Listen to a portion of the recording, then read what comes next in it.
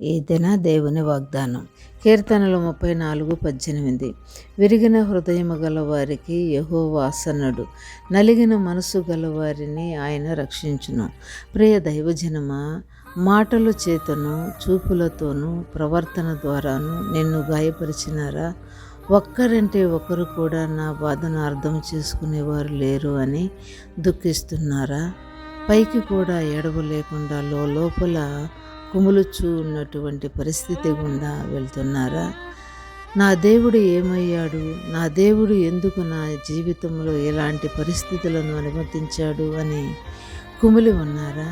ప్రియులారా, మీతోనే యేసయ్య ఈ దినాన మాట్లాడుచున్నాడు.